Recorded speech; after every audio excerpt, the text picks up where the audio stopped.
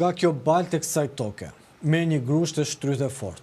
Pika gjaku do të kulloj, luftën e madhe kjo të regon. Kemi derdhur gjak me ok, ndaj lullzon kjo tokë sot. Këto janë vargjet e poetit mat Lefter Çipa.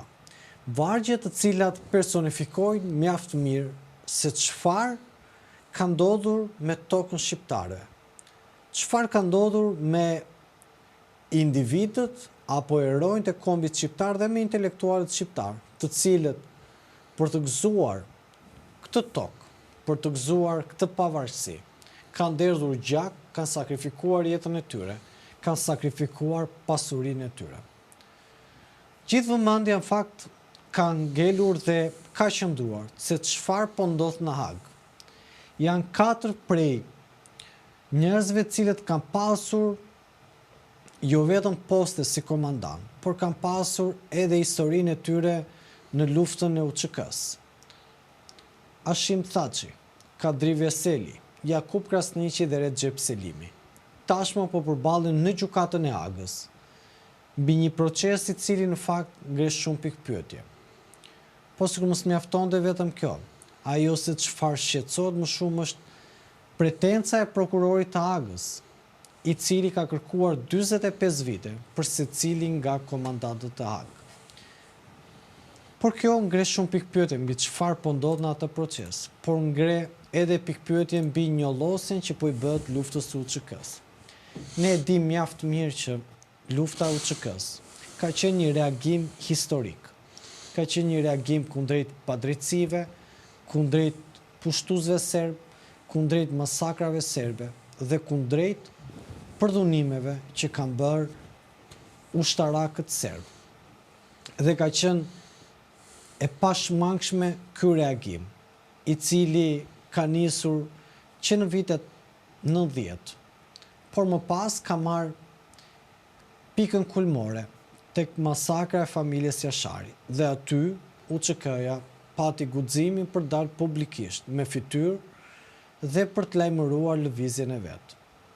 Kohët kanë kaluar një varg ngjarjesh dhe situatash, edhe pse krimet serbe në fakt duket që nuk janë dënuar plotësisht, edhe pse krimet serbe në fakt duket që janë harruar apo dosjet janë me plur mbi atë se çfarë ka ndodhur realisht në Kosovë. Por duket se gjithë vëmendja tashmë po ndodhet në Hag. Prej kohësh Serbia tenton që nëpërmjet propagandës vet apo nëpërmjet agjenturave të veta të vendosi një vij barazimi mbi atë se çfarë ka bërë Serbia dhe me atë se çfarë bëri UÇK-ja.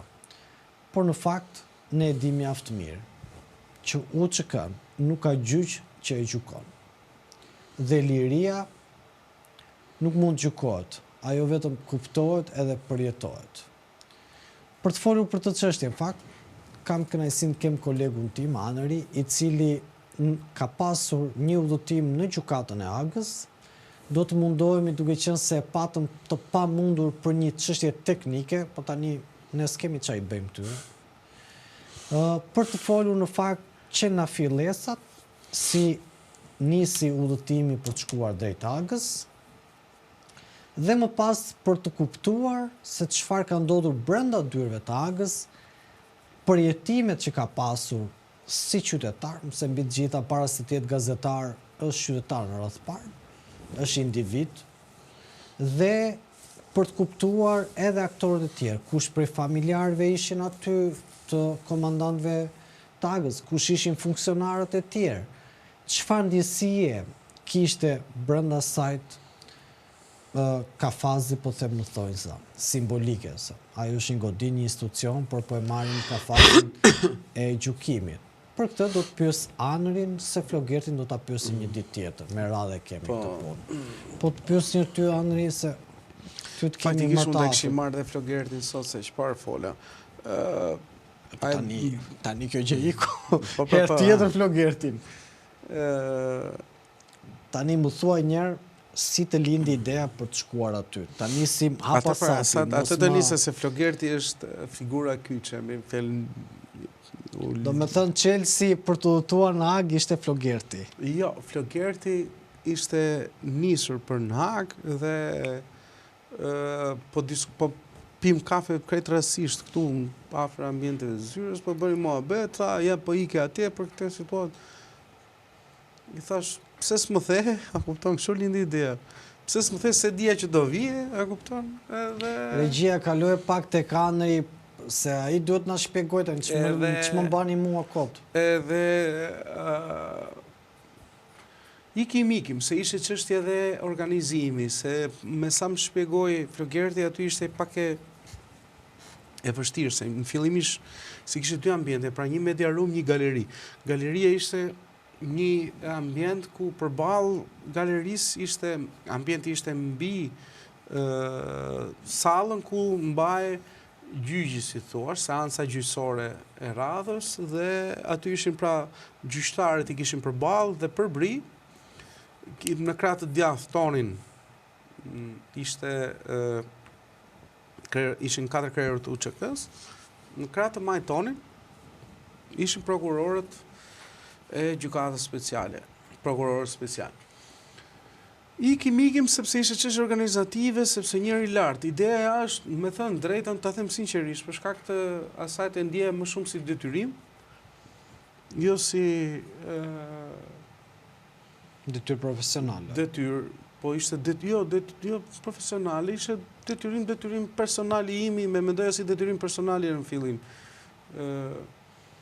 Si gazetar, qoftë si qytetar, qoftë si bashkëgazetar, në çdo lloj forme, jo në këto populizmat e patriotizmit që nëse ata nuk është se po mprisin mua as për t'i çliruar si gjë, po unë besoj se gjithsecili nga ne e ka detyrim të bëj atë që mund të bëj. Minimalisht për rastin fjalë që bëhet fjalë për një lloj gjyqi krejtësisht abstrakt, një gjyq i cili qëllimi i tij nisi ashtu siç nisi dhe shpresojmë nëse bitiset shpejt të bitiset një lufte e cila u bë për vetë mbrojtje dhe nuk ishte fare lidhje me një luftë mercenare si duan ta paraqisin prokurorët special, cilët bën krime për shkak se nga ambicia për pushtet. Se këto janë narrativat. Pjesat më të madhe të pretendimit të prokurorisë. Pjesa tjetër më e madhe ishte se këto akuzohen për deklarim. Mos më kalo atje, dua të pyes një herë. Po. Të më qëndrosh pak momenti kur vajte dhe zbrit atje. Se nuk kam mirë, po thjesht ilustroj çik. Folëm me Flogerti, ikim bashkë sepse organizojmë më mirë. Erdha në zyrë, mora pajisjet, se u bë muhabeti për shumë shpejt në fakt. Për pak dita, kupton? Erdha mora pajisjet tu te zyra, ti e di shumë mirë, pra kamerat, gimballet, mikrofonat, që mund të na hynin shumë punë atje. Si thuash, bëmi si mini studio brenda media roomit aty dhe na u duheshin dhe për shkak të organizimit, sepse kishin folur dhe me miq tan këtu, sikur se fola edhe me ty pavarësisht se ajo më vjen keq, ta thoj edhe çfarë që është e trisht që dalesh te mediat e tjera dhe mos thjesht dot te media jote, edhe mund të kishin bërë kronika shumë më të mira, sepse jo se tjerët nuk e njohin, po një pjesë e mirë ta thash, e kam thënë dhe Flogertit, nuk po ta them me të bë qefin që do kisha dashur që të ishe edhe ti atje, por Puna. Si ishte çështja, aty ishte edhe çështje pamundësie ta thash. Jo, po dhe unë nuk e do se isha në punë, nuk se po kinj. Po vari punës për ti 3 ditë se s'u bë çameti. Po s'mjem njëri lesë sa kam nisur. Po vlla thuj, kështu është muhabeti. Regjia na kalo plan dysh. Po pra, kështu është muhabeti thuaj. Po sa kam nisur apo. Ore sa kam nisur na duan ata thuj komandantët o shoqë thuj o shok. Lëri këto muhabete tani këto 3-4 ditë thuj dhe do vi me të gjithë energjitë ashtu. Nuk ishte ai muhabeti që mund ta diskutoj, ta them sinqerisht. Pyetoj, mund ta pyesësh vetë Flogertin kur të takosh, që i thash do doja të kishe qenë dhe Ermani. Jo se do doja që ti se edhe do doja që mos ishin tjerët, por e di që e ke me pasion atë punën jo vetëm patriotizmit, po të paktën e luftës që është bërë për liri atje, por dhe për pasqyrim më drejt, sepse e di dhe që e njeh në këtë sens. Ideja ishte se thash dhe njërë, u bëm gati sot, unë nuk i kisha mundësi, sepse për shumë Ti shka. ngjaje si avokat anglez atje kur dilje. Shumë rrethana familjare, nuk e di se kam parë shumë vetëm. Sinqerisht se ka qenë shumë intensive, po do ta shpjegoj më brava. Por shumë rrethana familjare jam largu kështu me kokën mbrapa. E di se unë e di. Edhe ishte i gjë që ndodhi shumë papritur, me fjalë, dhe pastaj kur unë nisëm thash, kemi nisur me avion. Vjen Amsterdam, nga Amsterdami po kena po 3 tranzite. Pra, Tiranë vjen në Amsterdam, trenin për në Hag. Pasi që ditë e parë u akomoduam, normalisht arritëm pak në orët e mesditës më saktë, por prap deri sa morëm trenin atje u akomoduam, të nesërmen ishte shumë intensive sepse duhet shkonim normalisht shumë herët në gjykat. Nuk ka rrit ato për shkak të momenteve të fundit që vendosa të shkoj. Flugjerti kishte bërë një aplikim përpara, do ta shpjegoj vetë. Unë e bëra aplikimin, po më thanë që për te galeria është vështirë, sidomos ditën e fundit kur u dhan fjalimet e ish-krerëve, 4 krerëve të UÇK-s, pra Veselit, Krasniqit, Selimit dhe Thaçit. Sepse kishin ardhur shumë, jo vetëm media, por familjarë dhe njerëz, personazhe, politikanë, njerëz afër këtyre që ishin akredituar përpara. Por nuk mund kisha tentuar që t'hypja edhe në galeri, më fjalë po flas gjithmonë për ditën e nesme pasi mbërritën, sa ashtu ishin ditët. Një ditë ishte pushim sepse ishin pavarësia e Kosovës dhe ajo gjykat pavarësisht se ndodhet në Hag, vepron si një gjykatë e Kosovës. Dhe 18-ta që kishim edhe kthimin për në Tiranë, por do ndishim dhe gjyqin që ishte fjalimi i fundit. Kështu që u çuan mëngjes, u bëm gati, si thuash, porën pajisje, ditën e parë shkuam në gjykata, u regjistruam, kaluam, ishte shumë vështirë faktikisht të kishe livishmëri brenda sepse për shkak të Jo, do doja të pyesja pak anë para se të kalojmë. Rastisët me shqiptar takuat para se të, domthon kur dilnit për shembull një natën e parë takuam vllajën e Thaçit, krejt rastësisht. Sepse hoteli jon ishte qelluam me të njëjtin hotel me të rastësisht dhe ulëm në një kafe ku ne shkuam tanim diçka, si ishim gjithë ditën pa ngrënë, më kupton. Sa këto për shembull se përbëjnë interes. Kishim gjithë ditën pa ngrënë dhe ulëm me një restorant, bar-restorant, me ato që ishin aty. Që ishte edhe ky zotëria dhe na shpjegoi që aty në të njëjtin hotel, në të njëjtën kafe vinte gjithmonë. Dhe zoti Nazmi Thaçi, mos gaboj, Nazi i thonin ata, po për shkurtimisht. Ulëm aty, bëm disa biseda në raport me çfarë po zhvillohej, në raport me ngjarjet e ditës në vazhdim. Vllai Thaçit ishte vetëm apo i shoqëruar? Ishte djali komandant të raketës, nuk ma mend, ka qenë ish truproja e zotit Thaçi që ka humbur, me fjalë nuk jeton më. Ishte nipi vet, ishte djali, kishte disa njerëz që ishin familjarë dhe rreth afër. Takuam, po sa arritëm do të takapnin faktikisht dhe na erdhi shumë keq. Ishte edhe një Thaçi tjetër fotoreporter apo kameraman, nuk e mbaj mend tani, që bëmi bisedë të shkurtër rrugës. Tentuam për ta kapur më mbrapa, po se kapëm dot. Nuk po e gjenim dot se donim të bënim një reportazh me të. Mbi se di më merri shumë inat që nuk e gjetëm, madje deshëm t'i bëjmë edhe një hyrje në mediat në Shqipëri, desha t'i bëja edhe një këtu, ditën kur folëm bashkë për të lidhur me antenën, doja ta fusja në emision, për të fusja live, po sa arritëm, nuk e di se si, sepse ndoshta ka lëvizur pak përpara nesh ose gjatë koordinimit, sepse ishin dy ambiente të ndryshëm. Dhe një pjesë, pasi dëgjonim lart, duhet zbrisim poshtë që të raportonin dhe për mediat Shqipëri, sepse kishte një ndryshim 45 minuta midis gjyqit që zhvillohej dhe për media roomin që e ndiqte nga salla. Pra, ajo që ndodhte në gjyq publikisht transmetohej 45 minuta më pas brenda në sallë, po qoftë edhe për mediat e tjera. Kështu që nuk arritëm, thash, dhe njëherë atë zotrinë e takuam rrugës ku po shkonim për në gjykat, bëjmë një bisedë sepse kishim të njëjtën rrugë. Mi fjalë ishin koincidenca rastësore për shkak të itinerarit që bëjmë një bisedë shkurtër, të thash dhe unë e kam thënë dhe në emision që folëm me vllajën e Zotit Thaçi, vetë vllai i Zotit Thaçi tha vetëm fshatin tonë tha janë vrarë 168 njerëz në fshatin tonë. Që tregon që ata njerëz aty nuk është se e zgjodhen, nuk ishte një organizat, për shembull, e ngritur në raporte qoftë nga etja për pushtet apo qoftë nga etja për dal. Ishte një si thuash një ushtri e cila ajo s'ka qenë as ushter, ka qenë një reagim historik. Po për reagim. Po mirë, ushtarak ishte reagimi. Jo, them nuk ishte ushtri sepse komandantët nuk vareshin dhe vetë ata e kanë thënë aty që ne nuk kemi. E kanë thënë ata, po hajde mbusha mendjen prokurorëve që thënë që jo. Sepse duke qenë se kanë pasur zona operative të caktuara, lokal. Ka pas komandant lokal, kështu rajonal, si më thënë. Aradini për shembull vepronte me kokën e vet. Madje problemi që ndron, vetëm them diçka shkurtimisht. Komandanti UÇK-s sa Hashimi ishte më shumë komandanti linjës politike, po komandanti UÇK-s Ramushi ka qenë i terrenit. Jo, janë të ndara. Ka qenë Azem Sylla, ai është njeriu i cili ka qenë komandanti i UÇK-s.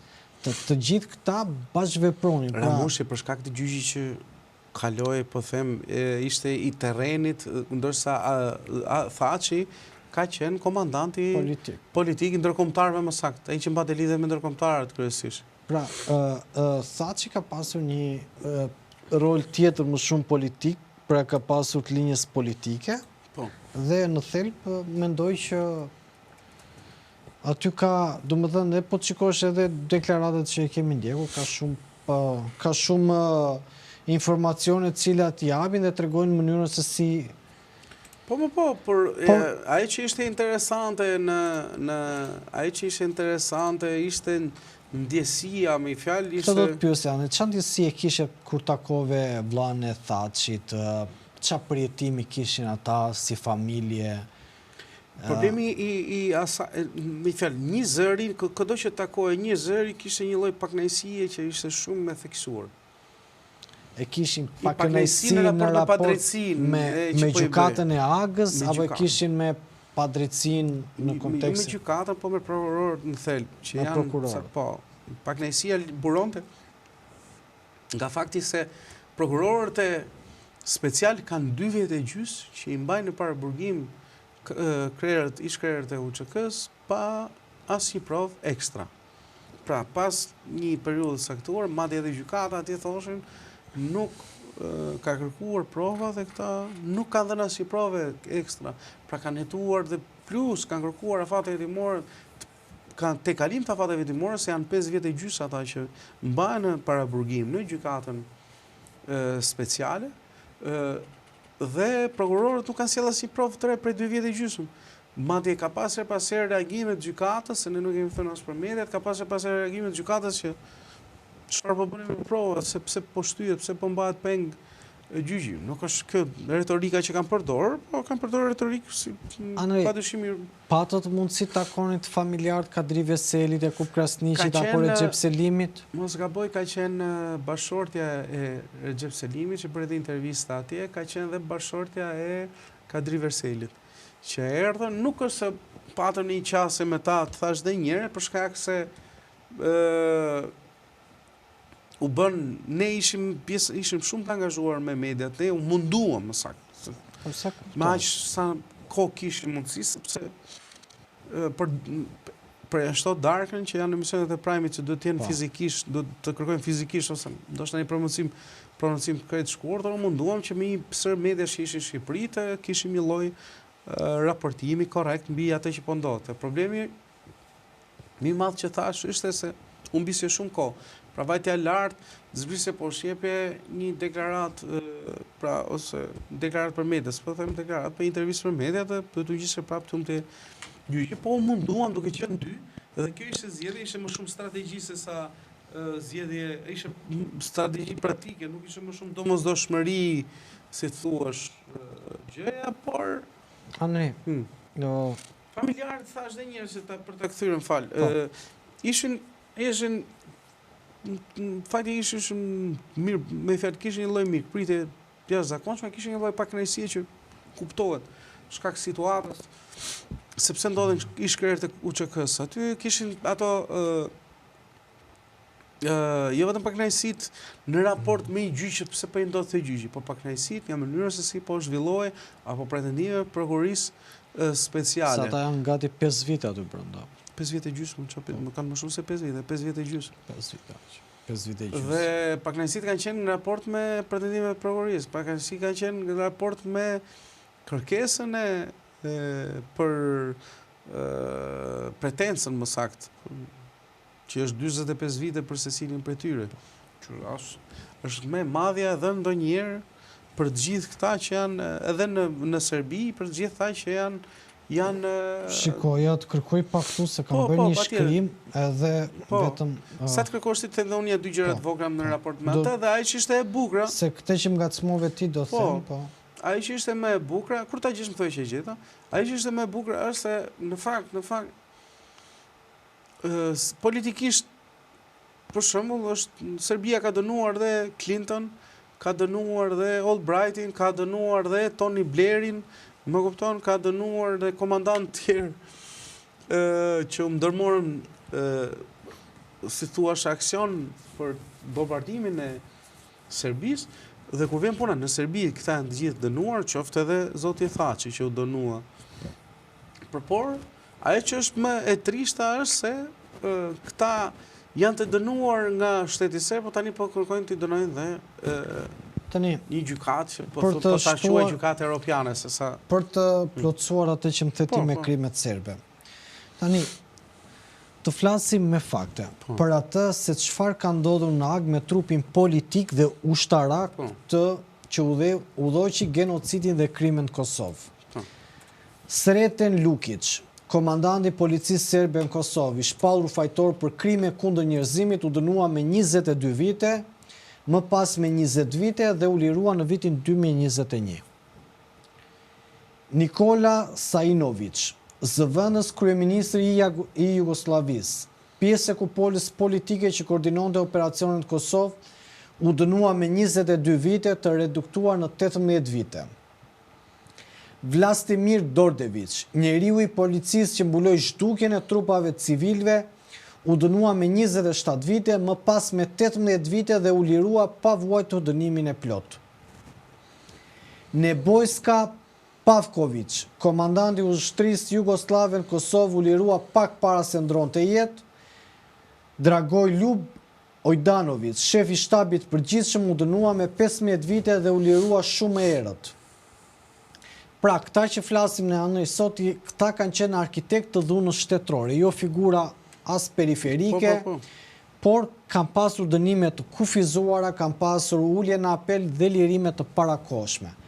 Në anën tjetër, Andri, ne kemi një prej komandantëve serb, i cili ka qenë pjesëmarrës, qoftë në momentin e parë kur ndodhi masakra tek familja Jashari, qoftë në disa masakra tjera, i cili është emri Goran Radoslavić, që ka pasur Novkën Guri, dhe ai sot shëtit i lirë në Serbi dhe shëtit pa e gjendur asgjë, madje edhe vetë Vučić e lavdëron edhe e mban me pekule. Tani, të gjithë këta anëri në thelb kanë marrë dënime të cilët duket sikur dora e Hagës është shtrënguar shumë te këta.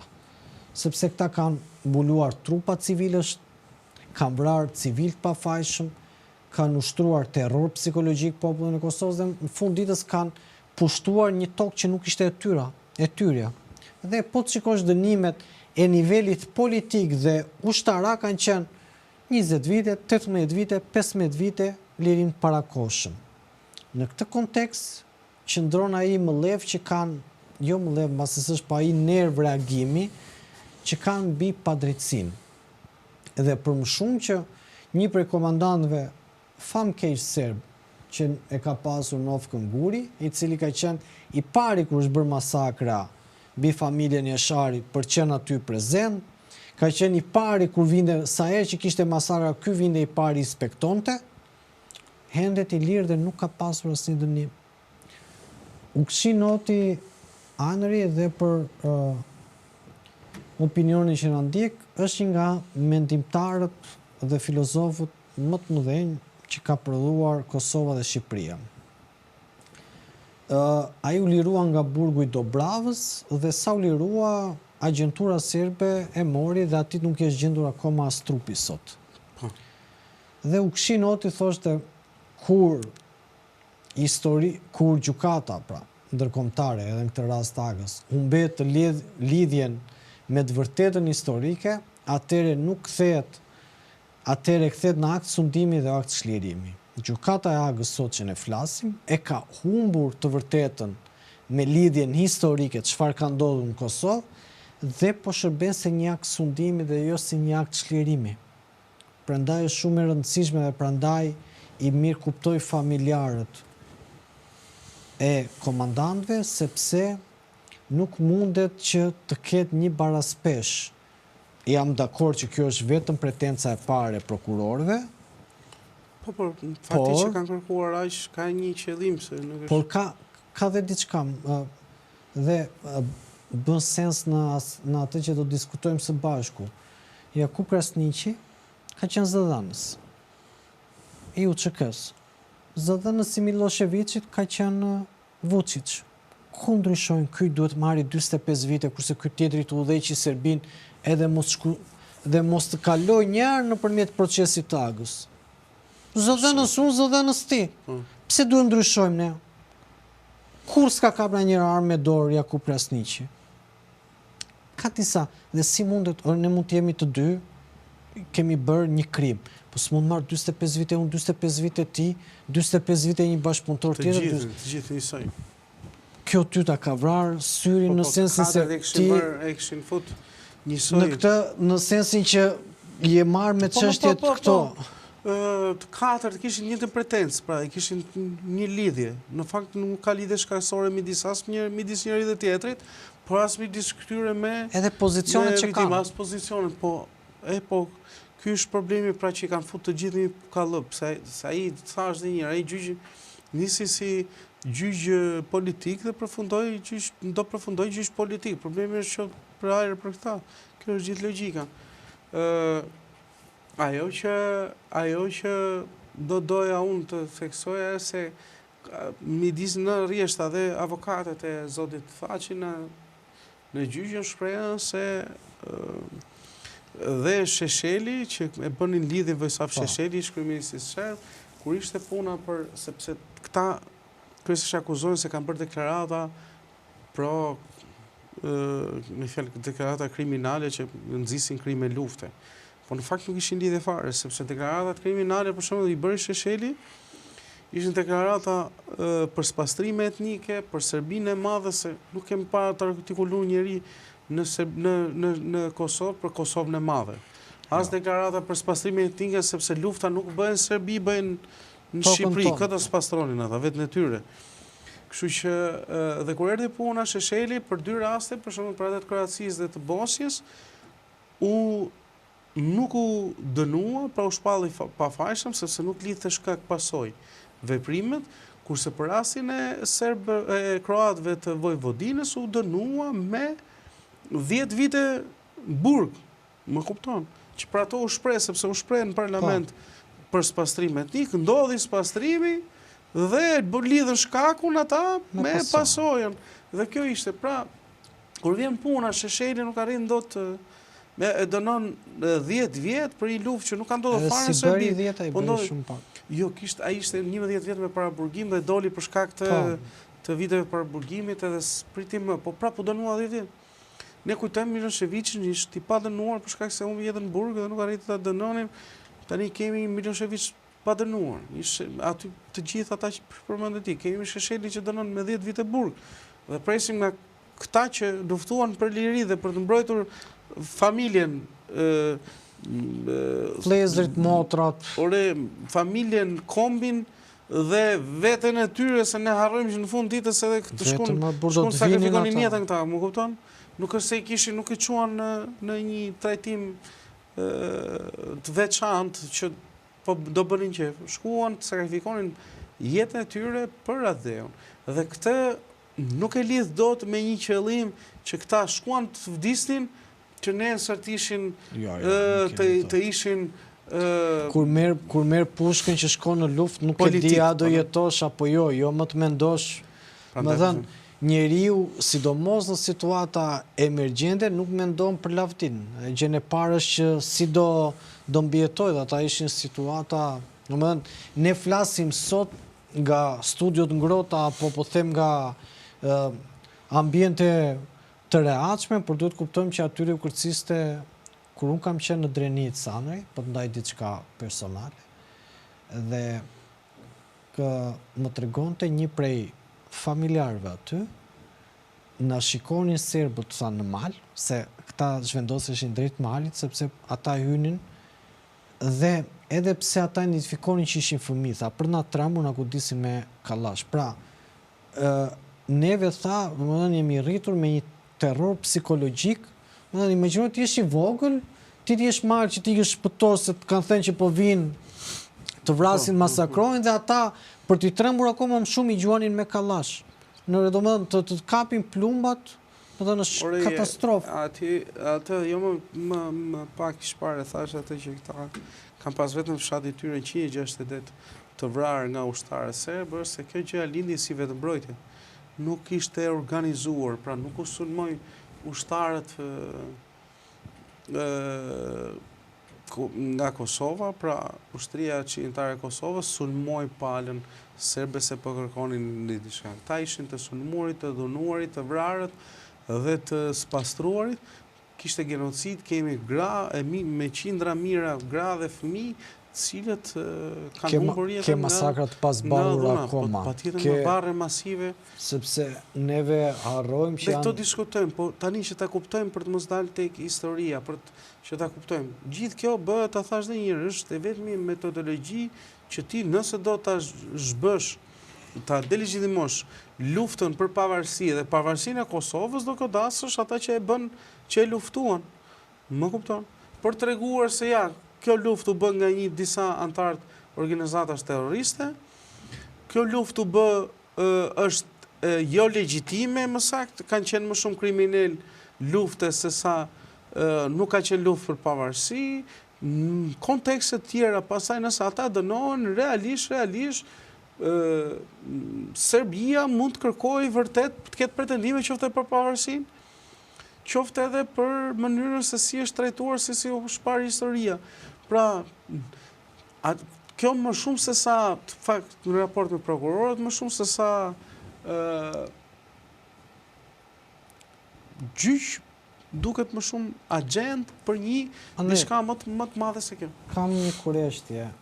Pate mundësi brenda agës të shikoje komandantët?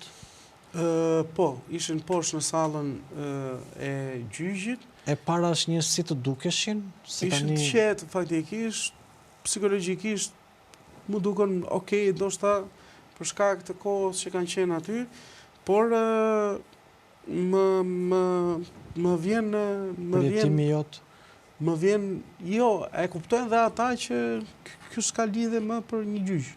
Nuk është më gjyq.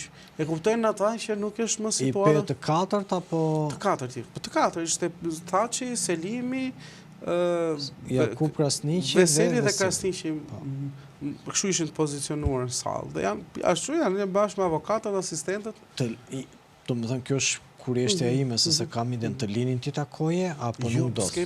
Nuk është, si thuash, si ta shpjegoj, Parlamenti i Shqipërisë, që është ajo pjesa lartë me ndenjëse për gazetarët, është salla poshtë. Që vjen garda e largon pastaj. Jo, ishte me xham, ti futesh me një sallë që s'ke kontakt, ti është vetëm i shef nëpërmjet xhamit dhe dëgjon nga kufje atë çfarë bëhet në sallë. Po i shef, sepse i ke sallën tu poshtë, si më thënë, por nuk je lartë. Tani do të... Si e përjetoje kur shikoje ato pamjes? Tani këto të të pyesë, çfarë them? Është ndjesi thash dhe njërë, ke një lloj, sidomos, vetmja gjë që të përshtiros edhe të ashtu është kur dëgjon prokurorët që flasin kanë sa pretendime që janë komplet jashtë realitetit tani, edhe po të shikoj edhe ndikimin e sallës, ishte aty ku isha unë, me fjalë sidomos familjarët që her pas here kur flisin ta prokuror, ishin kufjet që të se nuk e dëgjonin dot fjalimin e atyre. Me fjalë ishte një ndjesi, të thash dhe një herë, vetmja gjë që të irritonte në atë gjyq ishte pretendimet e prokurorëve për ca situata që nuk kishin, jo vetëm s'kishin lidhje, po ishin edhe absurde ti dëgjoj. Patët mundësi të diskutonin me kolegë të tjerë aty prej Kosovës, prej Shqipërisë? Shumë pak, Flegerti bëri një intervistë Flegerti bëri një intervistë me Kan Kosovën për këtë Adriatik Kelmendin, po. Për emisionin Rubicon, dhe kaq një fjalë vetëm kjo ishte pjesa më e madhe që diskutuam aty, kurse pakte me kolegët e Kosovës, përveç përshëndetjeve që s'kan lidhje me Rafshin, por nuk është se patëm intervistën për ta, apo për... Besoj që e zauruam. Mund të bëjmë dhe diçka tjetër, kur të vi Flegerti, mund të... Okej, mund të bëjmë edhe diçka tjetër. Të dashur miq, duke falenderuar edhe Anërin që na solli dhe na përcolli një përjetim se çfarë ndodhi brenda dyrëve të Agës dhe si ishin familjarët e komandantëve të UÇK-s. Mos harroni të bëni subscribe, mos harroni të regjistroni dhe nga ne miru pafshim dhe natën e mirë.